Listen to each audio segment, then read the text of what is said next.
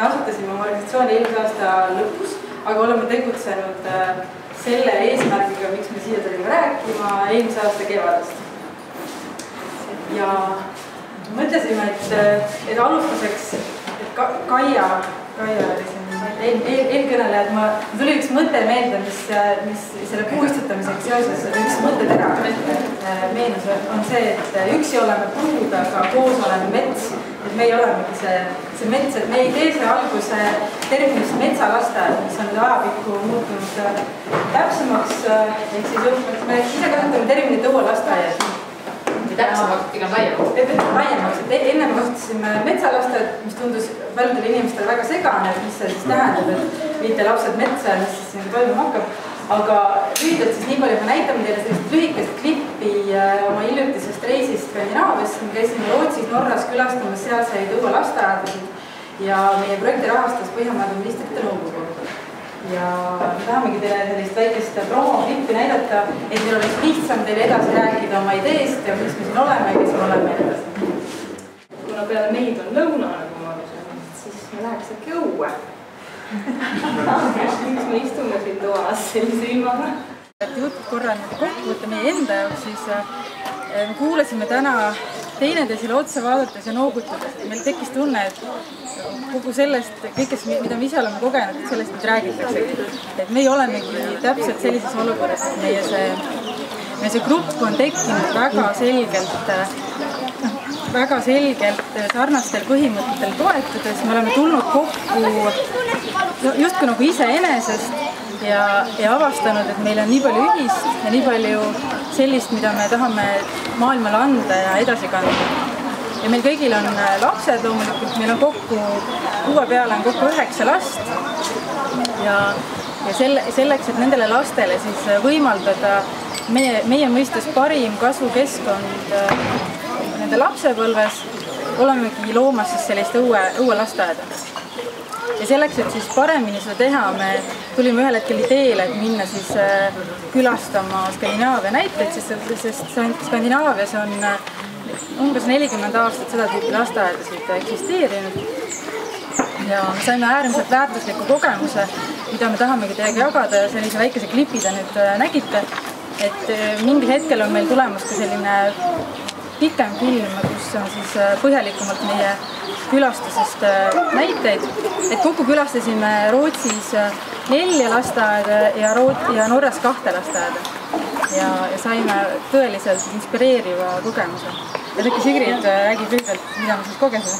Et me läksimegi tegelikult sellepärast külastama neid lasteaedasid, et meil oli kõigil see idee ja soov ja unistus, aga me ei olnud tegelikult keegi näinud reaalselt just toimivat õue lasteaeda, kus täidetavad lapsed on kogu aeg õues ja a la sisetingimusi polegi vaja ja siis me otsustasimegi külastada just neid lähiriike, kus kliima on meie jaoks meiega võimalikult sarnane, kui ta päris sama ei ole. Ja me saime sealt nii ühte kui teistpidi infot, et kõigil neil oli siiski mingisugune sisevõimalus, kas siis nagu me filmis nägime püstkodade näol või siis täiesti olemas täiesti korralikud majad. Aga nende mõte oli see, et nad veetsid seal majades võimalikult vähe aega ja nende põhimõte oli, et kõike, mida saab teha õues, teevad õues ja ka veidi, et mida saab teha toas, saab ka teha õues. Ehk nad joonistasid õues ja tegid süüa õues ja sõid õues ja loomulikult on seal äärmuslikult ilmatingimused, kus nad ei ole õues, aga nad ei seal me nägime, et ei olegi mingit põhjust. Nagu meil lasteaedades, mis ikkagi tavaks on, et paar tundi päevas olla ainult õues ülejäänud aja toas. Ja ka magamine oli neil õues, nii nagu meil kõikidel Eesti emadel on kombeks panna oma beebid magama kärudesse, vankritesse, kui nad on väikesed, aga siis hiljem see justkui tundub nagu ebanormaalne, et keegi magab talvel õues, aga just pisikesed beebid magavad meil kõik õues. Et seal olid ka lasteaedadesse loodud sellised tingimused ka vankrite või siis nagu me nägime nende magamiskottide ja püstkojaga. Ja me saime tõesti sealt väga palju vastuseid ja sellise nägemuse, et jah, see on tõesti võimalik ja just, et ei pea olema lõunamaa, et seda teha, vaid täiesti külmades tingimustes ka ja sinna poole me oma plaanides ja unistustes liigume. Ja selle, mis me siin eelkõnelejad kuulsime, et selle koostöö osas, et meie soov on ka, me ei saa seda teha isekeskis, me peame tooma kontakte nii kohalike omavalitsuste kui teiste sarnaselt mõtlevate inimestega, jah. Kuna meil on vähe aega, ma hakkan pommitama. Ja palun, loomulikult tõenäoliselt ka paljudel on, et kõigepealt teie endi konkreetselt, teie endi taustast, et kust te tulete, mis te õppinud olete, see ei ole eelarvamuslik küsimus, sellist huvi. Ja, meie hulgas on igast eluvaldkonnast nii juriste kui ettevõtjaid kui psühholooge. Et päris nagu pedagoogika valdkonnas meil ei ole inimesi, sellepärast me otsime ka just õpetajate näol siis endale ikkagi mõttekaaslasi juurde. Praegu me tegeleme sellega. Et teie ise ei hakka kasvatajat? Ei, meil on üks inimene, kes tegelikult hakkab. Aga meil on üks idee, et kui me leiame selle ühe inimese, kes on nõus olema siis see täiskoha kasvataja, siis need vanemad, kes on nõus panustama, siis jooksvalt selle 5 päeva jooksul panustama. Jah, seda me nägime ka hästi palju Rootsis ja Norras. Just, et seal oli ka hästi palju, mis on selle lasteaia ümber ja sees on tegelikult lapsevanemate loodud ja nendega koostöös. Ma ikkagi hästi asjalikult. Et selleks, et lasteaeda luua, kohalikud mingid tervisekaitsed, igasugused nõuded, lihtsalt huvitav. On see võimalik, kas te üldse peate seda ametlikult kuidagi tegema selleks, et saada omavalitsuselt raha või peab olema ametlik sees ja kas te teete fiktiivselt ühe maja, kus on kena tingimustele vastav tööd, muud asjad olema ja tegelikult olete õues. Kuidas see nüüd päriselt käib? Äkki mainib Mareli kohtutel tahab õpetada? 3 juristi on kambas, kõik esindatud ka. Kas te filmisite Tartu Linnaametile nägu? Ma arvan, et Tartu Linnaamet ei teagi veel sellest. Et selle esimese pilootaasta jooksul, mida me plaanime alustada siis augustist-septembrist, et me oleme siiski mõelnud, et meil peaks olema mingi siseruum, mis vastaks nendele tingimustele, et me tahame pilootida ära aasta, näidata, mismoodi see töötab, näidata edulugu ja siis minna tõenäoliselt siis Sotsiaalministeeriumi ukse taha ja hakata seadusi muutma. Ja esialgu me leiame, et see kompetents on olemas, see valmidus on olemas, aga me ei lähe me ei killusta enam oma energiat hetkel sellega, et me teeme kõigi rinnetel ja kõiki korraga. Kuhu on plaanis lastega minna siis? Kuidas palun? Ongi linnakeskkonnas? Ei, meil on plaan just kohalike omavalitsustega, kes on Tartu ümber tegelikult, et me otsime praegu sellist kohta, mis oleks transpordi mõttes kõige mõistlikum ja kus oleks see keskkond kõige sobivam meie jaoks. Et siis Tartu linna me mitte päris ei välistanud, seal on ka neid äärealasid, et sellega, see ei ole meil ka täiesti nüüd kõrvale jäetud, aga praegu me tegeleme Tartu ümbrusega. Aga kui vanad alates? Meie oleme mõelnud tegelikult orienteeruvad 3. eluaastast. Skandinaavias on nad juba 0 kuni. Mina oma 1-aastase kotiga ei saa tulla. Esialgu ei saa. Kolmesed ellu jäävad siis varsti võid ühesega tuua. Meie 3 sõidavad siis Kärusmööda linna ainult, sest seal need 1-aastased matkasid ikka väga vaprad, tegid silmadest tegelikult. Selles mõttes tahtsime näite, mida me küsisime sealt Rootsist või lasteaiakasvatajast, et kuidas on turvalisus see, et nad ronivad seal erinevates ekstreemsetest tingimustest. Rullivad mööda kaljusid alla. Rullivad jah, just nimelt. Sellisest mäelt kümpis me nägime reaalselt, kuidas lapsed rullisid alla, keegi ei manitsenud neid see kuidagi oli nii loomulik ja nii mõistlik, et see ei tekinud küsimust, et miks nad nii teevad, et see oli, me nii-öelda sõnastasime enda jaoks selle kui rahupedagoogika, sest õpetajad hästi rahulikud, lapsed olid hästi rahulikud ja see näide, mis ma tahtsin tuua, on see, et küsisime õpetaja käest, et kui palju neid selliseid vigastusi on olnud, et kas on mingeid tõsisemaid asju juhtunud ja siis üks õpetaja ütles, et midagi väga hullu ei ole, ikka keegi on, ma ei tea, nikastanud kuskil jalga võib-olla natuke või mingi murruga, aga seda juhtub igal pool, seda võib juhtuda tavalasteaed samamoodi. Ja mida nad rõhutasid oli see, et mida varem laps läheb seda tüüpi lasteaeda, seda tõenäolisemalt on, et nad saavad väga hästi hakkama. Mida hiljem nad tulevad, seda abitumad ja kohmakamad. See on see vastus motoorika areng saab kohe alguses kuni 14 oli, et 5 inimest, 5 lapsega on üks täis, mis meile jäi niimoodi silma. Aga paljudel, kas te nii-öelda selle pilootaasta nagu klubid või on need komplekteerimisel täis meie enda lapsi? Meie peale tuleb juba 9 last, tegelikult meil on huvilisi veel. Me olemegi selle viimase aasta jooksul, mis meil on olnud, me oleme teinud nii-öelda harjutusperioodi, et iga teisipäev Tartus Loodusmaja pargis ja Lillemajas natuke sees sellist nii-öelda laste mänguringi. Et see harjutada neid ja harjutada iseennast ja nii-öelda olla valmis selleks stardiks. Teie laste arvu arvestades 2 inimest tantsime. Et see oleks ideaal oleks, et on üks täiskohaga kasvataja ja siis üks nendest vanematest iga kord roteerub. Et need võiksid loomulikult olla ideaalis samad vanemad, et iga päev, et nad ütleme 3-4 vanemad, kes siis kogu aeg käivad, et ei ole nii, et kunagi ei tea, kes tuleb. See võiks olla ideaal, aga ideaalis alati ei Miks ei täpsustanud seda ka alguses ära, et see meie enda tuunik on 6 inimest praegu, et sellest koostöö valgusse tagasi pöörduda, et see tuumik, kes konsensuslikult asju otsustab, on 6 inimest. Mingil hetkel on ilmunud Perekodus üks selline pikem artikkel meie Rootsi Riina veel siin. On ilmumaal, meil ei ole teada veel, me oleme saatnud meile selle artikli põhja, et me tea veel, mis ajal. Tegelikult enne seda mõõdati Rootsi käimist me võitsime meelega madalat profiili, kuna meil ei olnud endal tegelikult, me ei oleks saanud vastutada. Kas suhtumine, kui inimesed kuulevad teie käest, on pigem siis innustunud või skeptiline? Oleneb, kes kelle. Sageli meenutatakse ühte legendaarset tujurikkuja klippi. Seda me tahame kasutada ära oma klippi. Aga ei, see on jah hästi erinev, kes kellega me räägime, aga kui inimesed on nii-öelda oma mõtlemises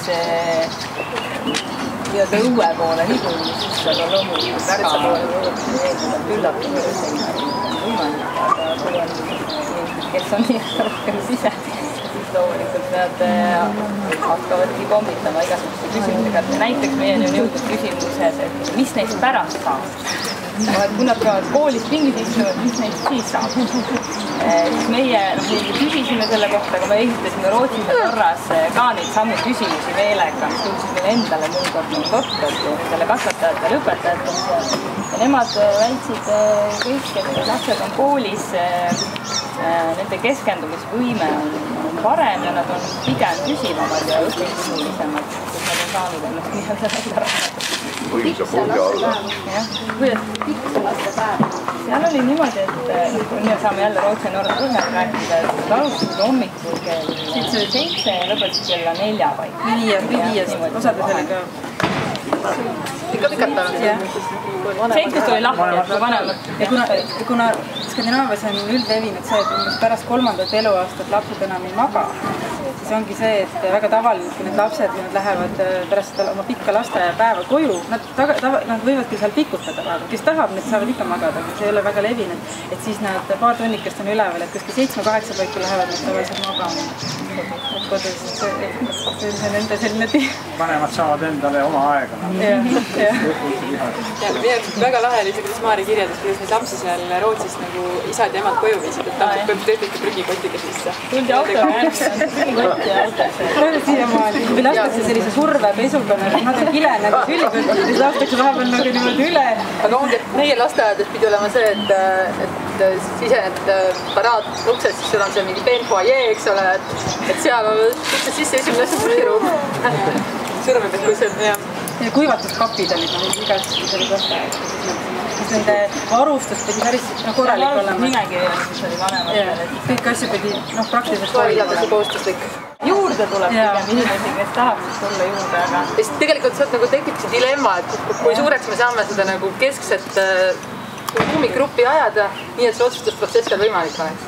Et see mõte on nagu küll olnud. Et seda mis siin eelpool kirjeldati, et tekib see konfliktisituatsioon sellepärast, et inimestel on erinevad arusaamad või see, mis idee tegelikult algselt on. Seda meil on küll olnud, me oleme ikkagi nagu rääkinud ja arutanud ja siis jõudnud ja see oli ka põhjus, miks me need reisid tegime, et näha, mis seal siis tegelikult kõigest asjad käivad. Nagu leerid on tekkinud mingid asjad. See kommunikatsiooni teema on nagu üks hästi, et kui palju me nagu välja avame nagu enne, kui meil ei ole kohta, enne kui meil ei ole... Aga arvestades meie laste arvu, siis on päris keeruline saada kokku ja rääkida nagu näost näkku omavahel enne, kui see lasteaed on valmis. Et ikka keegi jookseb. Koosolekud toimuvad koos lastega. Need on päris metsikud. Aga küsin ilusaks üle, et põhimõte on see, et kogu aeg on üks lastevanemat ja lapsevanemat nagu roteerub. Peaks olema.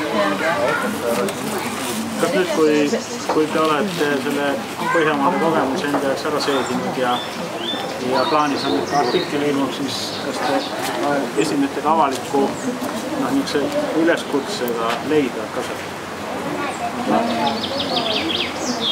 Praegu hetkel lihtsalt nagu kontaktidega, et me üritame esialgu leida siseringlistega, kas ei peaks õnnestuma, eks ei välista seda midagi.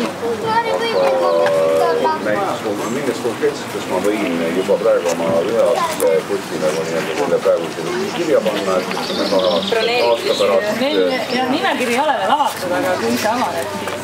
Aga kust ma teada saan, et see avaneb? No siis kui me... Pean teile helistama aasta pärast või? Kui me ikkagi jõuame, meil oli ikkagi see plaan, et me teeme enda selle pilootaasta nii-öelda mitte nagu salaja, aga peaaegu, et niimoodi vaikselt madala pingiselt ära. Ja kõva statement, et kõik kutsuti ja me olime loomulikult te olite nõus, ärme vaidle. Tegelikult siia me tulime... See ei ole väga paks. Siia me tulime ka sellepärast, et see mõttevahetus ongi oluline ka väljapoole ja siin on inimesed, kellega neid mõtteid on hea vahetada. Teie hulgas on ka inimene, kes leiab, et on ideaalne õuelastaja kasvataja meile, siis selles mõttes nagu see ei... Astub ligi. Just.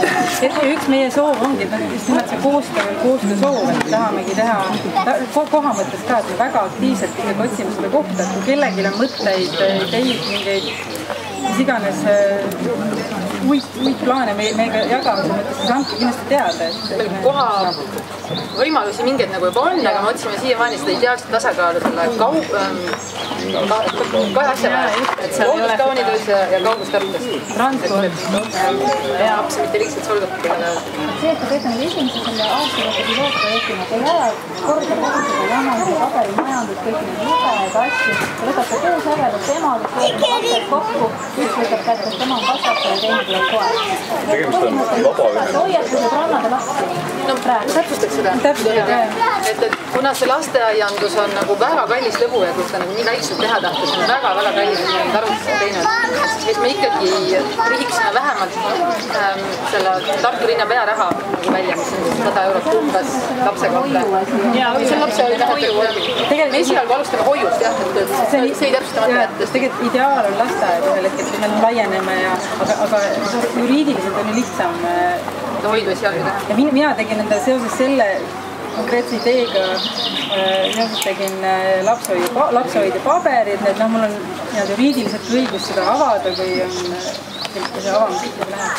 Aga põhimõtteliselt lapsehoiuga juba kaasnevad igasugused tunnustatud kuue pärast tegevusloaga köögid ja need asjad, et kui palju need nõud lähevad ja üldse, kuidas see uue lasteaiaga on, et siis ma kujutan ette, et kuna Eestis on järelevalveametnikud täidavad seadusest saksa täpsusega ilmselt veel täpsemalt, igasugust ähvardatakse ka, et siis mismoodi nagu see kööginõudeks või kas mis on ilmselt ühed hirmsamad? Aial ja hoiul on need erinevad tegelikult. Et hoiule peab tegema seda tunnustusega olema. Ja toidu võid sa sisse osta, sa ei pea seda ise tegema. Aga põhimõtteliselt on ju võimalik, meil on siin kõik load olemas, aga keegi ei ütle meile, et me ei või oma lastega tulla hommikul kohale, ringel ja minna olla meetri. Täpselt see ongi see, mida me tegime. Üks hästi oluline asi, miks me siia tulime ja miks me seda üldse teeme, üks asi on, et me teeme ise seda, aga teine asi on see, et me tahaks seda ideed püstida inimestesse. Et teised lasteajad, mis on ka olemas, viiksid oma lapsi. See ei pea olema iga päev, iga emane päev. Ma olen lihtsalt ise olnud Rootsis ühes lasteaias, kus tehakse need kõik lapsed peale, kõik päev ongi see. Just tulevadki ja seesama, et toitlustamise nõudega, mis iganes, aga emad ju teavad seda ja nad tulevad koos oma matsa seljakotiga ja ongi põne. Ja need pisikesed tulevad ka seljakotiga ja nende võileib on seal kaasa. Ja nad magavadki matsas ja tulevad tagasi. Ja üks päev. Ja selle nii-öelda neelavad alla ka need emad, kes nad mõtlevad nii kui ei ole nii palju. Saksa täpsuse osas ka üks remark veel, et mina olen saksa keele lugeja, olen nagu vaadanud, mis Saksamaal toimub, et seal on ka kõigi kaudu 500 uue lasteaeda ja olen ka uurinud regulatsioonide kohta, et ongi nii, et kanalisatsioon voolab vesi, mida seadus ette nõuab, tervisekaitsenõuded, saavutatakse sel kujul, et lapsed lähevad hommikul metsa, kasvatajal on kanister, millel on rattad all ja kust saab kraanist vett keerata, et voolav vesi on olemas. Tõlgetamisruumi on võimalik tekitada küll. Ja need kuivkäimlate osas on nõu, et see peab olema hügieeniline. Keegi ei ütle, et kuivkäimla ei võiks olla hügieeniline. Me usume, et sellest nagu kõigest on võimalik üle saada. Kui väikline see ametnik on, eks ole, et sellest on minna. Mina tegelikult eile kaitsin sama ideed loomuspõlpotentsis ja nõukogu liikmetele, kellest olid mitmed sakslased ja nad ka ütlesid, et muidugi on ju veel 30 aastat juba, et mingid lapsed on kuskil vagunites metsas, vagunil on rattad all. Mis innovatsioonist te räägite? Üks teine Eestis üldse tehtud siiamaani pole, sellepärast et Saksas on seda 30 aastat juba tehtud ja Eesti on meil ju nii looduskaunis koht. Milles on probleem, miks teil lapsed siis siin kinnistusruumides plastmänguvastid? Väga toetavad. Väga võimas idee, et kahju, et mul väikseid lapsi praegu ei ole. Omal ajal ei pannud omasid just teadlikult. Ja teie lapsed äkki jooksid lihtsalt päevad läbi õues ja metsas ringi?